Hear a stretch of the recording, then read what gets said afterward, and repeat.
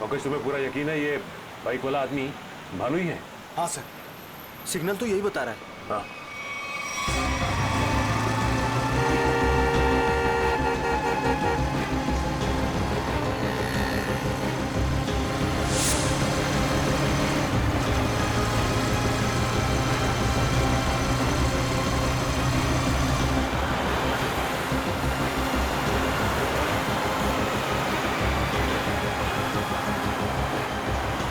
अचानक गायब हो गया, दिखाई नहीं दे रहा।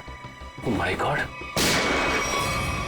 सर, गोली चली। आज हम आपको सच्ची घटनाओं पर आधारित टीवी शो क्राइम इंडिया की शूटिंग दिखा रहे हैं। क्राइम इंडिया के इस एपिसोड की कहानी रघुनाथ और उसके परिवार की है, जो आज से 10 साल पहले अखबारों की सुर्खियों में छाई रही। 5, 4, 3, 2, 1, एक्शन! वेलकम फ्रेंड्स, आपका स्वागत है क्राइम इंडिया के नए शो में। ये कहानी बहुत ही रोमांचक और रहस्य से भरी है। ये कहानी 10 साल पहले शुरू हुई इस बंगलो से। यहाँ रहते थे मिस्टर रघुनाथ अपने परिवार के साथ। एक खुश परिवार। फिर सारी खुशियाँ एक पल में छिन गयी। 10 साल पहले इसी दरवाजे से रघुनाथ की 21 साल की बेटी अपने घर प्रवेश करती है, जहाँ उसे अपने पिता का सामना करना पड़ता है, जो थोड़े गुस्से में थे क्योंकि जूही अपने दोस्त के बर्थडे पार्टी से लेट वापस आई। पिता की प्रताड़ सुनते ही जूही अपने पिता को समझाने की कोशिश करती है कि पार्टियों में तो अक्सर देर हो सकती है, उसमें इतना अपसेट नहीं होना चाहिए। रघुनाथ अपनी बेटी की बात सुनते ही चिल्लाने लगते हैं। जूही पिता का डर सह नहीं पाती। वो अपनी भरी आंखों से अपनी कमरे की तरफ भागती है। कमरा बंद किए बिना खाए पिए जूही सो जाती है। इसका हम नाट्य रूपांतरण करते हैं।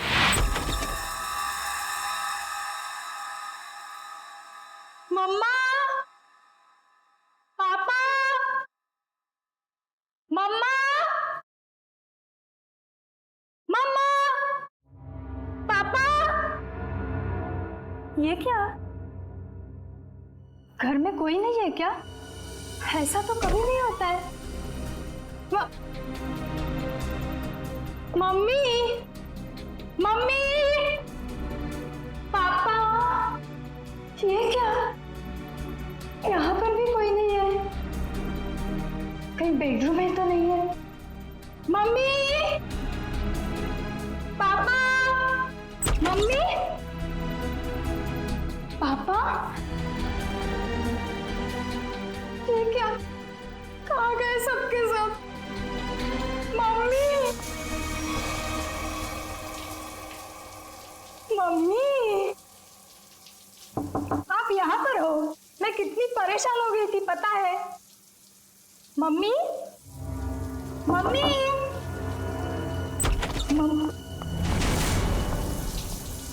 ये क्या? पानी का नल खुला छोड़ के मम्मी तो ऐसा कभी नहीं करती। मम्मी, पापा, राहुल, राहुल, राहुल, राहुल। अरे राहुल को स्कूल छोड़ने गई होगी मम्मी।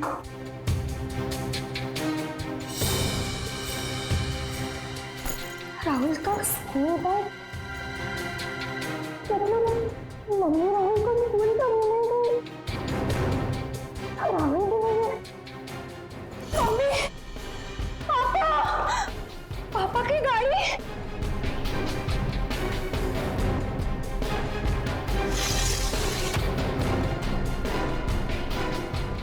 पापा की गाड़ी तो यही है। पापा तो ऐसा नहीं करते कभी।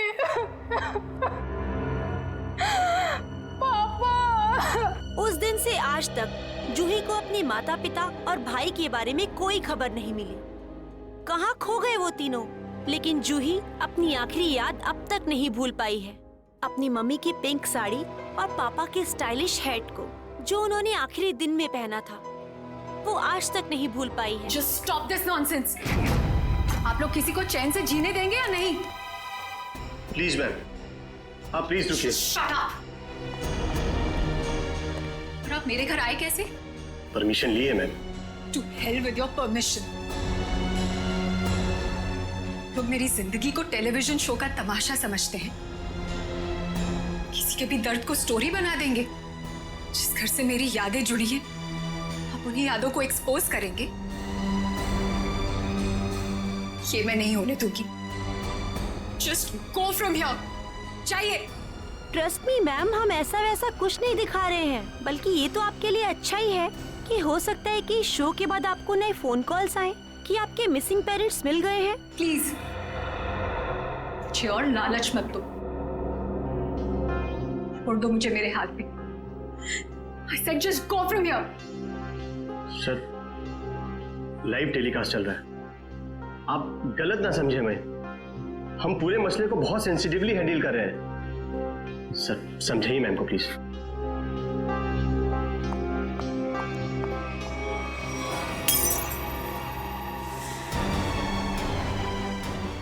समझाइए ना, क्या करिए? तुम लोग जाते हो यहाँ से या मैं अपनी जान लूं? छोड़ दो मुझे, छोड़ो मुझे, छोड़ो तुम मुझे। आज अपनी जान लेके दिखाऊंगी। उदय, उदय, कितना खून निकल रहा है। बैकअप, चलो चलो चलो, इन्हें हॉस्पिटल लेके चलो। चल चल।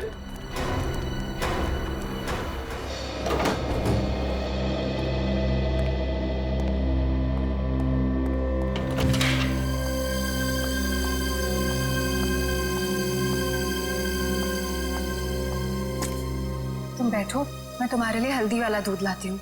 थोड़ा आराम मिलेगा। छोड़ो आराम आराम। इतनी फिक्र करती हो तो अपने गुस्से को कंट्रोल में रखना सीखो। मरने मारने पर उतर आई उस वक्त। तो फिर क्या करती?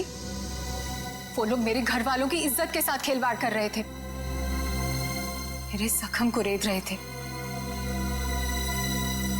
मेरे इमोशंस को कभी समझते ही नहीं हो। ऐसा नहीं है, नहीं समझता मैं तुम्हारे इमोशंस। जूही, मैंने ही कहा था, बहुत हिम्मत वाली लड़की हो।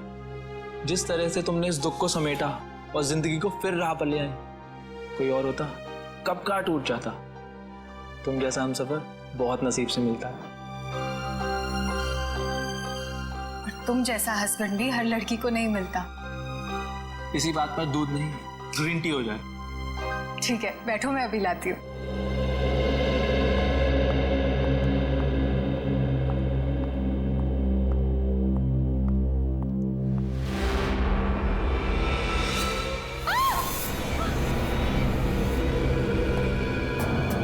क्या हुआ जूही?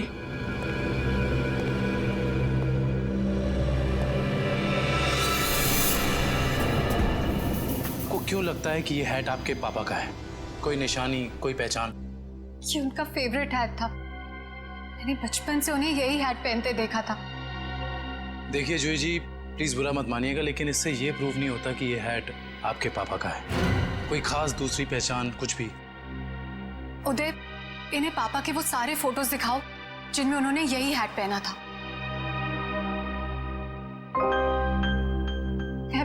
मैं पापा से कई बार कहती थी कि ये हैट पुराना हो गया है, इसे फेंक दो। पापा कहते थे मेरा सर भी पुराना हो गया है, उसे भी फेंक दूं क्या?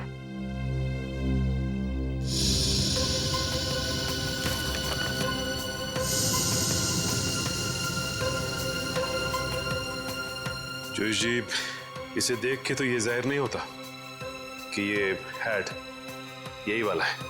हाँ, ये जरूर पता लगता है कि ये हैट भी इस जैसा ही है। आपको क्या लगता है मैं आपसे झूठ बोल रही हूँ? एक काम कर, जरा आप घर के खिड़की दरवाजे चेक कर। जी सर। जूही जी, आप जो कह रही हैं वो तो हम मान लेते हैं, लेकिन ये हैट यहाँ पे आया कैसे? अपने आप तो नहीं आया। जी सर, किसी ने तो इसे यहाँ रखा ही है। आपको किसी पे शक? नहीं सर, पीछे के सारे दरवाजे और खिड़कियां अंदर से बंद है सर। इसका मतलब जो भी अंदर आया उसके पास मेन डोर की चाबी थी। जूही जी, आपने अपने घर की चाबी किसी और को भी दी है क्या? नहीं तो। हाँ, मुझे याद आया। एक्चुअली कुछ दिन पहले शॉपिंग आर्केड में मेरा पर्स चोरी हो गया था और घर की चाबियां भी उसी में थी। बड़ी लंबी प्लानिंग की गई है, लेकिन 10 साल बाद ये हैट यहां रखने का क्या मतलब हो सकता है? पूरा का पूरा परिवार गायब होता और किसी को भी पता नहीं चलता। ऐसे कैसे कोई गायब हो सकता है? सर, पुलिस रिपोर्ट में लिखा है कि ना किसी ने चीखने चिल्लाने की आवाज सुनी, ना ही कोई गोली चलने की आवाज सुनी।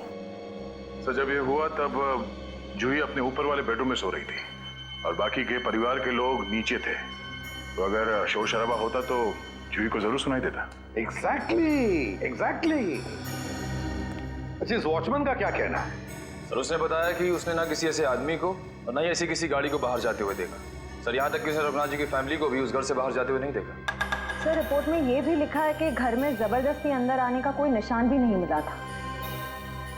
सर, एक बात समझ में नहीं आ रहा, जब घर के सारे लोग गायब है तो ये जूही कैसे बच गई? वही तो, जूही को क्यों छोड़ा है? सर, हो सकता है उसे जानबूझकर किडनैप नहीं किया गया, ये भी कोई साजिश हो। अच्छा, उस हैट पर से कोई उंगलियों के निशान मिले? हाँ सर, उस हैट पे 5 लोगों की उंगलियों के निशान मिले हैं। 2 तो जूही और उसके हस्बैंड के हैं, बाकी के मैच नहीं हुए हैं। जूही और उसके पति की उंगलियों के निशान। हो सकता है 10 साल बाद जब अपने पिता की हैट देखी तो दोनों ने उठाई होगी। सर, अखबार की एक कटिंग में लिखा था कि रघुनाथ जी के एक भाई हैं, हिमांशु, जिनसे उनकी ज्यादा बनती नहीं थी। दोनों भाइयों में प्रॉपर्टी को लेकर कोई झगड़ा चल रहा था। और बाद में हिमांशु ने जूही से कुछ पुराने इन्वेस्टमेंट्स लौटाने के लिए कहा था। सर, इस हिमांशु के बारे में पता लगाना पड़ेगा। सर, एक और बात पता चली है। क्या? सर, जब हम इस केस के फाइल्स लेने गए तो वहां से पता चला कि ये फाइल्स इंस्पेक्टर विजय भी 2-3 दिन पहले लेकर गए थे। इंस्पेक्टर विजय? इंस्पेक्टर विजय तो रिटायर हो चुका है, और फिर भी उसे इस केस में दिलचस्पी क्यों? रिटायरमेंट के बाद में तो केस छोड़ देना पड़ता है। नहीं, ये नहीं हो सकता। या तो रघुनाथ जी का केस सॉल्व होगा या तो रिटायर्ड इंस्पेक्टर विजय डिसॉल्व होगा। ये मेरी भी जिद है। और रणजीत, मैं बहुत नजदीक पहुंच गया हूं। किसी भी दिन कमिश्नर के पास पहुंच सकता हूं। सर्विस के दौरान 99 केस और रिटायरमेंट के बाद ये पहला केस, यानी हो गए पूरे 100। रणजीत, मैं बाद में फोन करता हूं। मैं देख के आता हूं क्या गिरा है।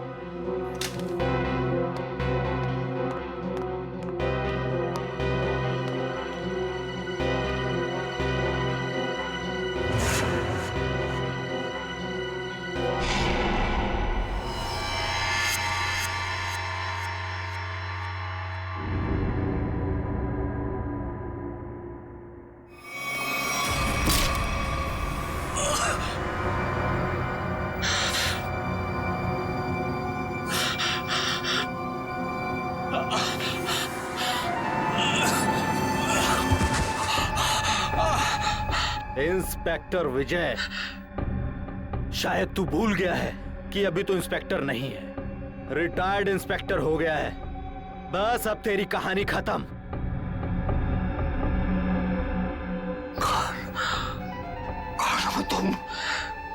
कौन हो तुम? बहुत ठोका था ना मुझे, अभी तक मेरी हड्डियां बोलती हैं। अब बस चार्जशीट भूल जा, फाइल भूल जा। क्यों दबे हुए केस को हवा दे रहा है? बंद कर दे वो केस, बंद कर दे।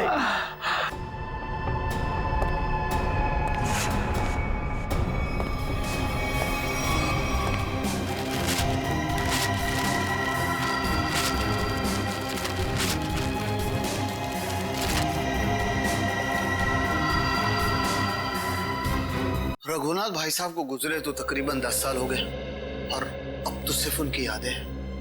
हम जानते हैं जो भी हुआ, लेकिन उनके केस के बारे में कुछ नई बातें सामने आई हैं, तो सोचा क्यों ना आपसे ही पूछ लें।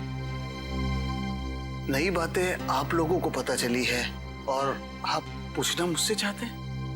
आप कुछ टेंशन में लग रहे हैं। मैं टेंशन में नहीं तो, दरअसल भाई साहब को गुजरे इतने साल हो गए और आज आप लोग आए भाई साहब के बारे में इंक्वायरी करने के लिए। चलिए, उनके बारे में नहीं तो आप ही के बारे में बात कर लेते हैं।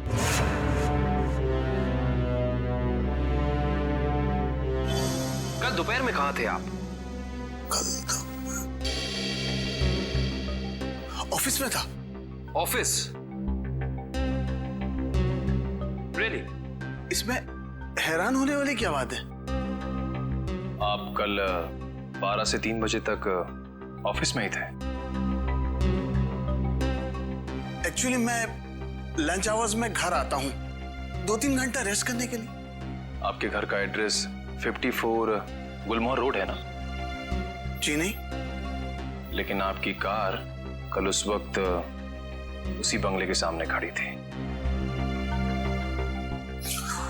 उफ, मेरी याददाश्त। दरअसल मैं सठियाने लगा हूँ। मैं कल रुक गया था एक दोस्त के यहाँ, वो भी वहीं गुलमोहर में ही रहते हैं। मिस्टर हिमांशु जी, झूठ बोल रहे हैं आप। वहां पे आपका कोई दोस्त नहीं, बल्कि आपकी भतीजी जूही रहती है, समझे आप? इसलिए झूठ बोल के कोई फायदा नहीं है। हम जानते हैं कि आप जूही से मिलने गए थे उसके घर। हाँ, मुझे उससे कुछ काम था। काम था इन्हें? हाँ, फिर आप उससे मिले क्यों नहीं? बल्कि आप तो छिपते छिपाते उसके घर गए, उसके किचन के प्लेटफॉर्म पे उसके पिता रघुनाथ जी की हैट रखी और बड़े आराम से वहां से निकल गए। क्यों? हैट? कौन सा हैट? मिस्टर हिमांशु, आपको लगता है कि आप ऐसी गोल गोल बातें करके सीआईडी से बच सकते हैं? कसम से, ना तो मैं भाई साहब की किसी हैट के बारे में जानता हूं और ना ही उनके लापता होने के बारे में। हिमांशु जी, ये क्या है?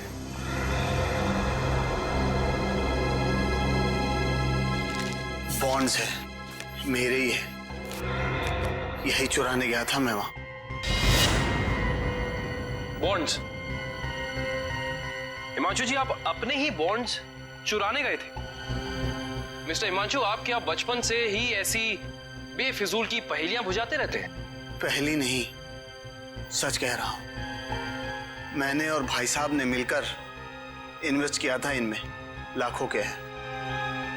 भाई साहब लापता हो गया और जूही कब्जा करके बैठ गई, दे ही नहीं रही थी। क्या करता, अपनी ही चीज चुरानी पड़ी।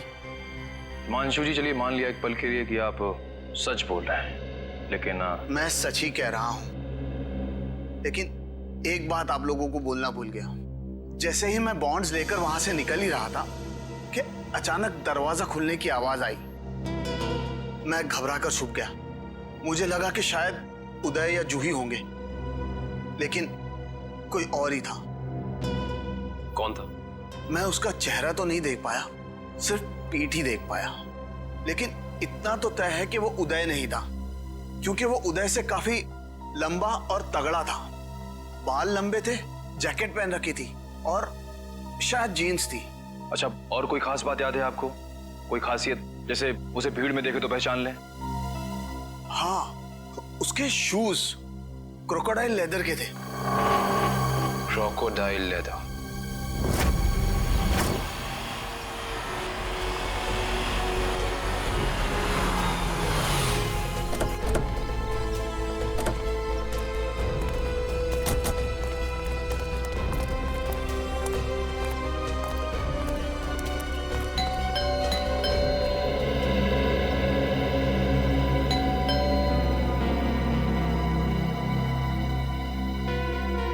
विजय,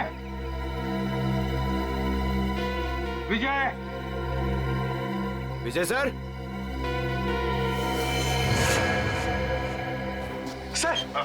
सर दरवाजे में से धुआं आ रहा है सर। माय गॉड, दुष्यंत, दरवाजा खोलो। विजय, विजय, विजय, विजय, पेपर जल रहा है, जल्दी से बुझाओ इन्हें। Yes sir. Vijay, Vijay sir.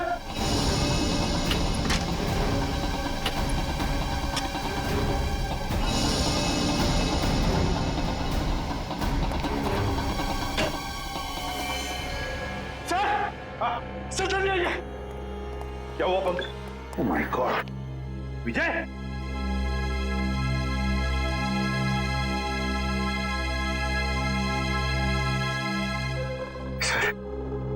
Sir ये मर चुके हैं। सिर पर वार किया है, गोली भी चली है सीने में। सर, दो गोलियां लगी हैं। My God.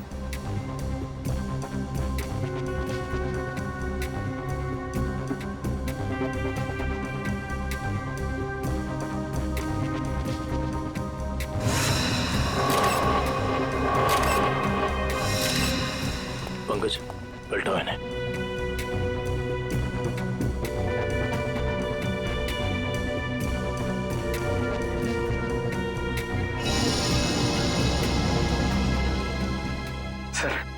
सर ये कैसे हो सकता है सर? विजय जी इतने सीनियर और एक्सपीरियंस ऑफिसर हैं, फिर इन्हें इन्हीं के घर में गोली मार दी। जिसने भी ये किया है पंकज, जो खिड़की का शीशा तोड़ा, बोल्ट नीचे किया, खिड़की खोलकर अंदर आके यहाँ चुप कर बैठा होगा। शायद आवाज सुनकर विजय इस कमरे में आया तो उसने विजय के सिर पर वार किया और फिर 2 गोलियां भी डाल दी। सर, लगता है कि खूनी और विजय जी की कोई पुरानी दुश्मनी थी, इसीलिए रिटायरमेंट के बाद मौका मिलते ही इन्हें मार डाला। ये भी तो हो सकता है ना दुष्यंत, कि विजय किसी मुजरिम के लिए खतरा बन गया था। शायद उसी ने किया हो। ढूंढो इस कमरे को अच्छी तरह, एक एक कोना छानो मारो। पंकज, कुछ ना कुछ तो मिलना चाहिए, ढूंढो अच्छी तरह से।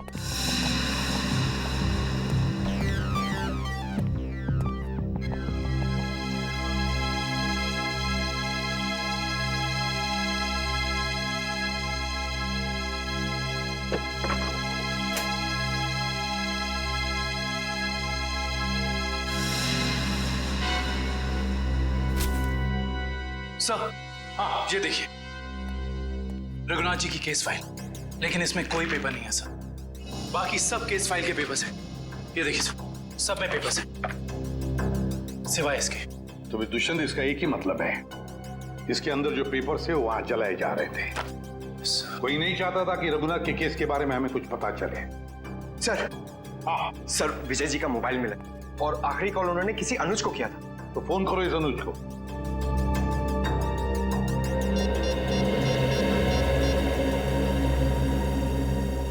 हेलो, अनुज कुल्फी वाले? अरे यार, मैंने 10 कार्टन मलाई कुल्फी बोली थी, क्या हुआ? अभी तक भिजवाई क्यों नहीं? क्या कुल्फी वाले नहीं हो? तो फिर कौन हो तुम? मॉडल? मॉडल है? मॉडल अनुज? मॉडल और पुलिस वाले का क्या कनेक्शन हो सकता है? सर, कनेक्शन ये है कि आज से 3 साल पहले तक जूही मेरी गर्लफ्रेंड थी और 10 साल पहले जूही का पूरा परिवार गायब हो गया था। और इंस्पेक्टर विजय को यह लगता था कि शायद मैं उनके गायब होने के बारे में उन्हें कुछ इंफॉर्मेशन दे सकता हूं। तो क्या कहा तुमने इंस्पेक्टर विजय को? कुछ नहीं सर, मैंने उन्हें वही कहा जो मैं पहले से कहता आ रहा हूं, कि मैं कुछ नहीं जानता। तुम्हें कुछ नहीं पता? पंकज, अरे ये किधर जा रहे हैं आप लोग? तुम्हारे घर की तलाशी ले रहे हैं। अच्छा अनुज, ये बताओ कि जूही के घर से उसके पिता की हैट मिली है, इतने दिनों बाद वो हैट वहां कैसे आई? सर, मैं आपसे सच कह रहा हूं, ना तो मैं किसी हैट के बारे में जानता हूं और ना ही किसी गायब हुए परिवार के बारे में। अनुज, तुम्हारे और जूही के परिवार एक दूसरे को अच्छी तरह से जानते थे और फिर भी तुम कह रहे हो कि तुम्हें कुछ नहीं मालूम है? चलो ठीक है, तब बताओ, कल दोपहर को कहाँ थे तुम? कल मैं अपने एक फ्रेंड के एग्जीबिशन की ओपनिंग में गया था। फ्रेंड की एग्जीबिशन की ओपनिंग में गए थे? अच्छा। सर इसके घर में तो कुछ नहीं मिला और वो जूते भी नहीं जिसके बारे में हिमांशु ने हमें बताया था। अनुज, तुम होशियार बनने की बहुत कोशिश करते हो, मगर हो नहीं। फिर से मुलाकात होगी।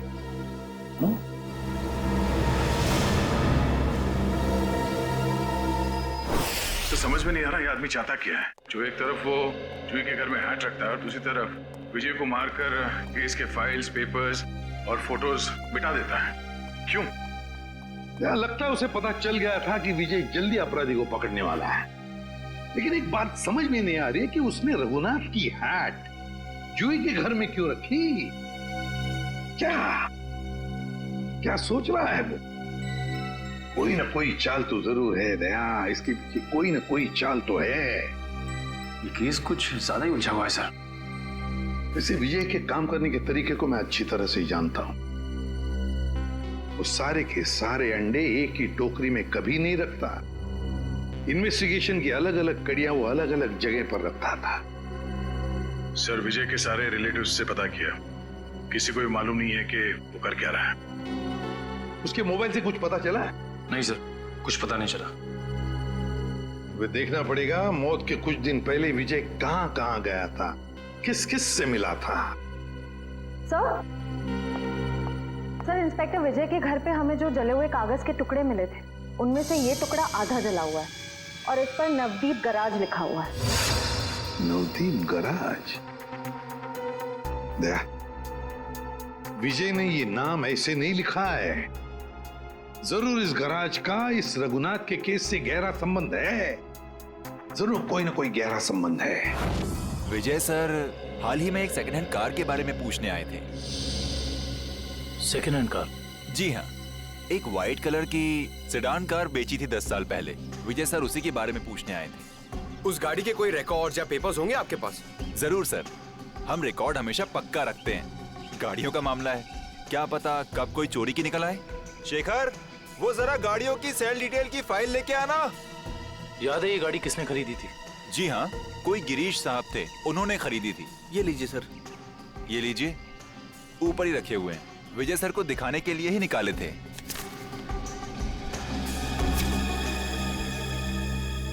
ये देखो, ये कार 14 अप्रैल 2004 को बेची गई थी। रघुनाथ जी के गायब होने के ठीक 2 दिन पहले सर? राइट। इसका मतलब है कि इस कार को रघुनाथ की फैमिली के गायब होने के बीच कोई ना कोई ताल्लुक जरूर है। मतलब सर विजय जी ने गाड़ी तक पहुंचने का जो रास्ता चुना है वो जरूर रघुनाथ जी तक जाता होगा।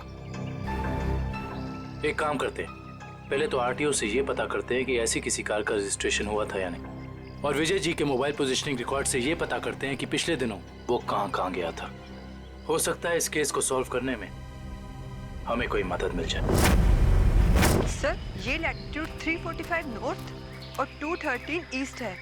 सर एग्जैक्ट वही लोकेशन है जो विजय जी के मोबाइल फोन में स्टोर है। सर विजय जी इस जंगल में यहाँ आए थे, लेकिन उन्हें यहाँ मिल के सकता था। करण वो जरूर इस केस से जुड़े हुए कुछ सबूत ढूंढने के लिए यहाँ आया। ये भी तो हो सकता है कि वो उस सफेद गाड़ी के पीछे आया हो। लेकिन सर ये जंगल बहुत दूर तक फैला हुआ है, कई किलोमीटर तक। ऐसे में इस जंगल की कॉम्बिंग कर पाना थोड़ा मुश्किल होगा सर। हाँ मुश्किल हो सकता है, मगर नामुमकिन भी तो नहीं। दिव्या, ये कितना एरिया छान मारा था उसने? सर यहाँ से 200 मीटर के घेरे में। 200 मीटर? बस तो फिर फैल जाओ चारों तरफ।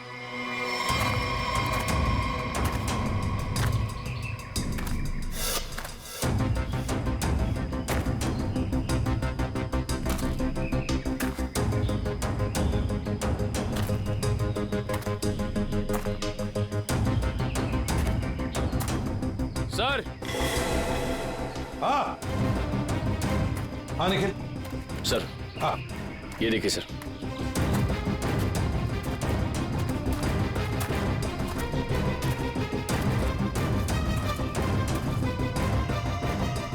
MS01 Y 5371। सर ये तो वही सफेद कार है जो उस गैरेज से बेची गई थी। देखो जरा, गाड़ी साफ करो अच्छी तरह से।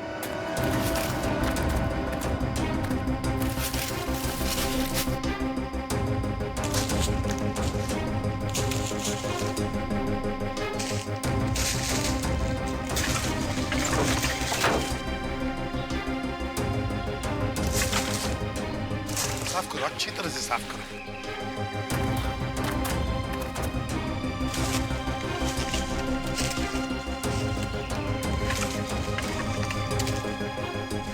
सर। हाँ सर ये गाड़ी इतनी ऊपर खाई से नीचे गिरी कैसे होगी? एक्सीडेंट हुआ होगा। मगर सर अगर जूही का परिवार इस गाड़ी में था तो इस गाड़ी में कुछ तो होना चाहिए, कंकाल वगैरह। पूरी गाड़ी खाली है सर। सर 10 साल हो गए, कीड़े सब खा गए होंगे अंदर। हाँ मगर केविन कुछ तो मिलता है ना। एक काम करो, एक गाड़ी के अंदर जितने भी धूल मिट्टी है सब इकट्ठा करो, करंट जाकर वैक्यूम क्लीनर लेके आओ। सर, ऐसा भी तो हो सकता है कि वो लोग कभी गाड़ी में थे ही नहीं। केविन, ये भी तो हो सकता है कि गाड़ी के अंदर जितने भी परिवार वाले थे उनकी लाशों को कहीं और फेंक दिया और गाड़ी को यहाँ खाई में लाकर नीचे ढकेल दिया।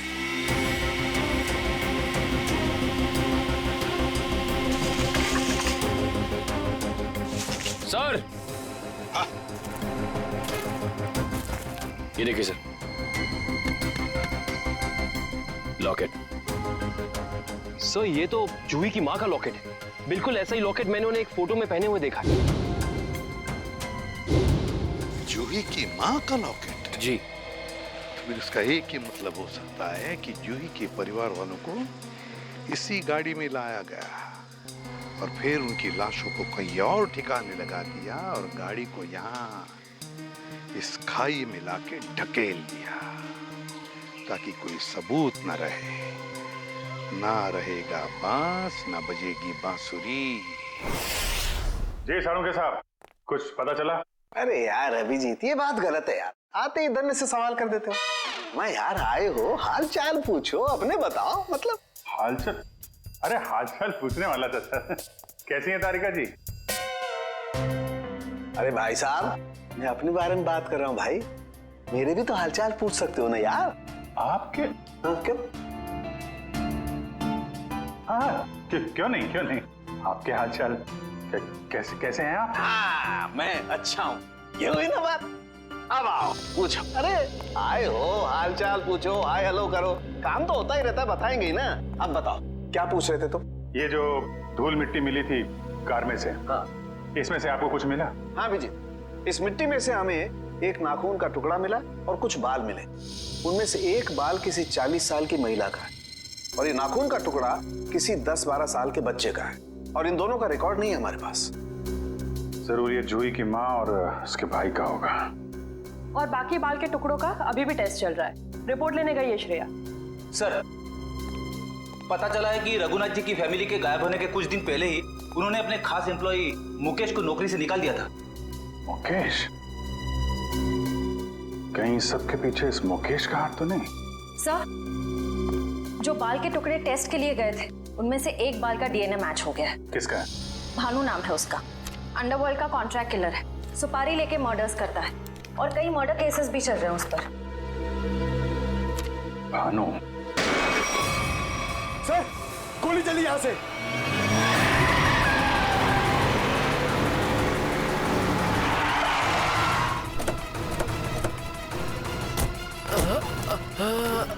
बताओ भानु, कैसे हुआ ये सब? बोलो भानु, कैसे हुआ? बोलो भानु।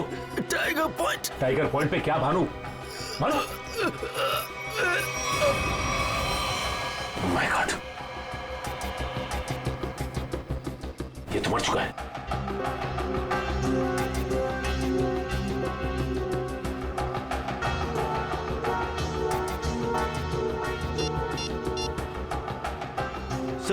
सर, इसके मोबाइल में एक अनआइडेंटिफाइड नंबर से मैसेज आया था। एक मिनट।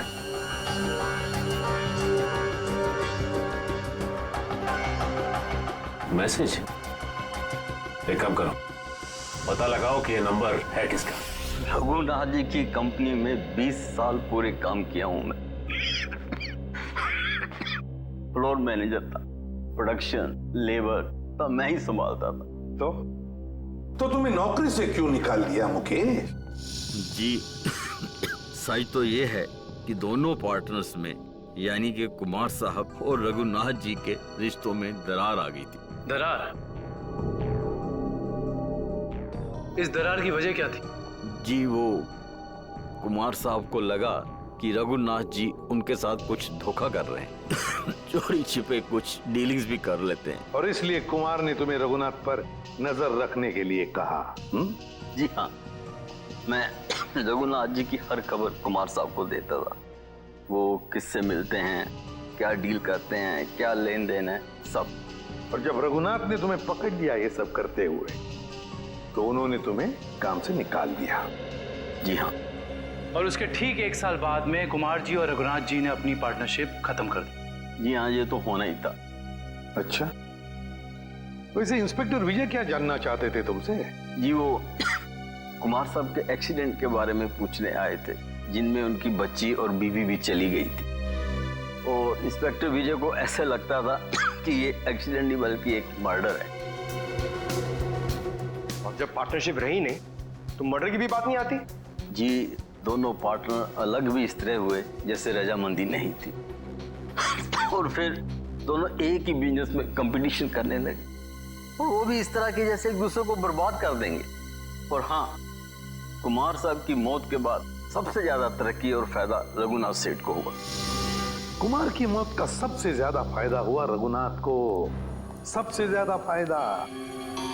इस कुमार फैमिली के एक्सीडेंट के सारे डिटेल्स निकालो, देखे तो सही कि क्या ये वाकई एक्सीडेंट था या फिर। सर, आपको क्या लगता है कुमार की फैमिली की मौत के पीछे क्या रघुनाथ का हाथ था? कविन, रघुनाथ को बिजनेस में कुमार से फायदा हुआ, इसका मतलब ये नहीं कि रघुनाथ ने कुमार को मारा होगा। Okay, thank you so much. लेकिन क्या पता चला एक्सीडेंट के बारे में? सर, मिस्टर कुमार हर रोज की तरह ऑफिस से घर पहुंचे। घर से वो लोग एक रिसोर्ट के लिए निकले। उनकी पत्नी ने एक सरप्राइज वेकेशन प्लान किया था, क्योंकि अगले दिन मिस्टर कुमार का बर्थडे था। वो लोग उसी रिसोर्ट में बर्थडे सेलिब्रेट करने वाले थे। जब ये जा रहे थे, इनका बच्चा भी इनके साथ में था, और उसी दौरान ये एक्सीडेंट हुआ। किस्मत भी अजीब खेल खेलती है, जहाँ एक पल खुशियाँ थीं, अगले ही पल मातम छा गया। सर, लेकिन ये एक्सीडेंट हुआ कैसे होगा? गाड़ी का अचानक ब्रेक फेल हो गया। मिस्टर कुमार की गाड़ी की स्पीड बहुत तेज थी, वो गाड़ी को काबू में नहीं कर पाए और गाड़ी लुढ़कते लुढ़कते खाई में जा गिरी। कार के ब्रेक्स अचानक फेल हो गए। अचानक, बड़ी अजीब बात है। सर, गाड़ी बिल्कुल नहीं थी। मिस्टर कुमार ने एक हफ्ते पहले ही वो गाड़ी खरीदी थी, तो ब्रेक फेल होने का सवाल ही पैदा नहीं होता। सर, वही तो। सर, ऐसा भी तो हो सकता है कि कुमार की ही फैमिली के किसी मेंबर ने रघुनाथ की फैमिली से बदला लेने के लिए ये सब किया हो। कुमार परिवार की मौत के 20 साल बाद कौन बदला लेना चाहता है? जहां पर एक्सीडेंट हुआ वहां पर मिस्टर एंड मिसेस कुमार की लाश मिली थी, बच्चे की लाश नहीं मिली है ना? एक मिनट। क्या हुआ सर? गाड़ी घुमा लो। काविन, पता चल गया ये खूनी कौन है।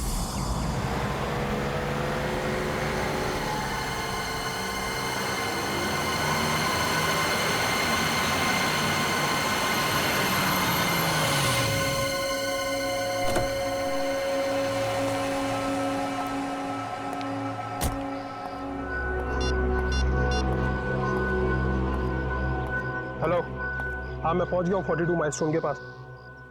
अब क्या करना है? क्या पुल के नीचे 42 माइलस्टोन की तरफ? अच्छा ठीक है।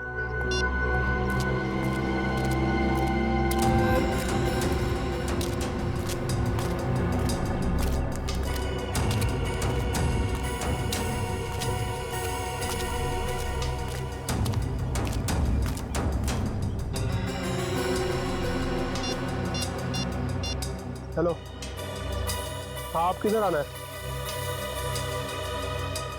ये लेफ्ट राइट क्या लगा रखा है? पागल समझ रखा है क्या?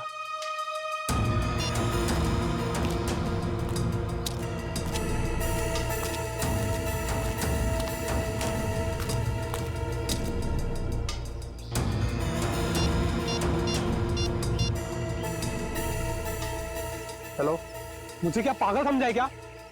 तब से इधर उधर घुमा रही है। चुपचाप सामने आ जा, नहीं तो मैं वापस चला जाऊंगा। इधर मेरा मुंह खुला और तुम जेल के अंदर, इसलिए जल्दी से सामने आ और मुझे मेरा रोकड़ा दे ताकि मैं जाऊं यहां से। मैं जा रहा हूं। घबराओ मत अनुज, तुम्हारा पैसा पेड़ के पीछे रखा है।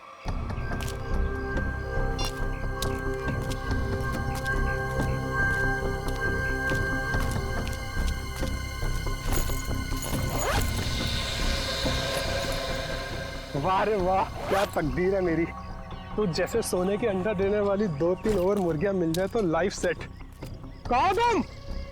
तुम मेरी चिंता मत करो अनुज, वादे के मुताबिक ये तुम्हारी आखिरी पेमेंट है। अरे बेवकूफ, सोने का अंडा देने वाली मुर्गी को कभी छोड़ता है कोई? अनुज भूलो मत, तुमने वादा किया था। अरे एक ब्लैकमेलर की बात पे तुमने यकीन कर लिया। चलो, थैंक यू।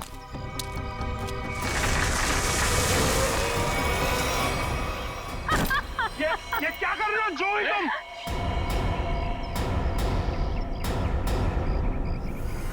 तुम क्या समझते हो अनुज? तुम मुझे ब्लैकमेल करते रहोगे और मैं सहती रहूंगी? हमसे उस्तादी बहुत भारी पड़ेगा तुमको। Shut up. यहाँ वही होगा जो मैं चाहूंगी। सोचो अनुज, अगर मैं तुम्हारा मर्डर करवा दूं, तुम्हारे टुकड़े टुकड़े करके चील कौओं को डलवा दूं, तो यहाँ तो किसी को इस बात की हवा तक नहीं होगी। जैसा तुमने अपनी फैमिली के साथ किया था। एक बात याद रखना, जो आदमी शर्ट सिलवाता है वो उसके अंदर बटन की जगह भी छोड़ता है। अगर मैं मरा तो मेरा एक पैकेट सीआईडी को पहुंच जाएगा और फिर तेरा डम डम डिगा डिगा। Just shut up। तू क्या समझता है? तू झूठ बोलता रहेगा और मैं मानती रहूंगी? तू जैसा लालची इंसान अपने नुकसान के लिए कुछ नहीं करेगा।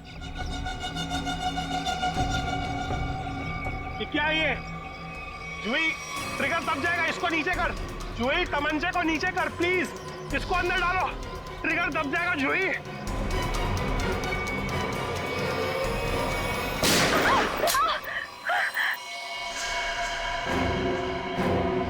सीपी सर, आप तो आखिर आपको पता चल ही गया। खिलौना तुम्हारे हाथों में अच्छा नहीं लगता। अपने लोगों को कह दो चुपचाप हमारे हवाले हो जाए। देख क्या रहे हो? भूल दो एसीपी को।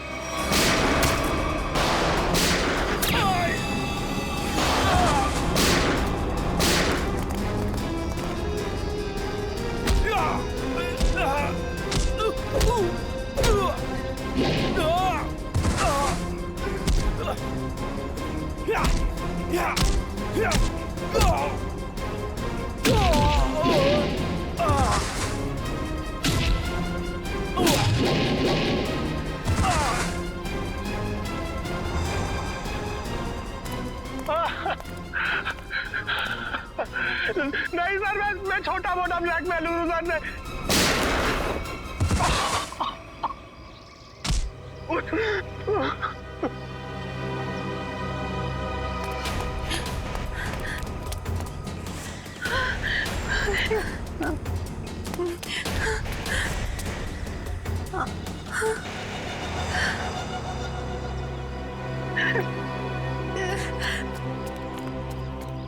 देखो इस प्यारी बिटिया को, जिसने अपने माता पिता का खून कर दिया।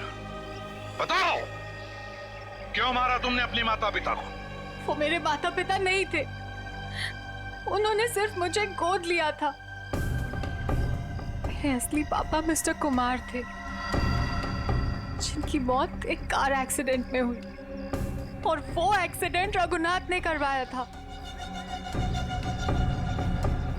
और अपनी माता पिता की मौत का बदला लेने के लिए तुमने रघुनाथ और उसकी बीवी को मारने का प्लान बनाया, और उसके लिए तुमने भानु को पैसे भी दिए, है ना? हाँ, और भानु ने उस काम को पूरा अंजाम दिया। उसके बाद तुमने भानु के हाथों विजय जी को मरवा दिया और फिर भानु को भी अपने रास्ते से हटा दिया। हाँ, क्योंकि मैं अपने खिलाफ कोई सबूत नहीं छोड़ना चाहती थी। तो सारे इल्जाम अनुज पर आ जाए, है ना? और अनुज, तुम जूही के घर पे रघुनाथ जी की हैट रख के तुमने एक बंद केस को खोल दिया। चोर चोर मौसेरे भाई, वाह रे वाह। लेकिन एक बात याद रखना, मुजरिम चाहे कितना भी चालाक हो, उसका आखिरी ठिकाना तो जेल की चार दीवारी में भी होता है। अब जेल की सलाखों के पीछे सड़ते बैठना फांसी का ऑर्डर आने तक।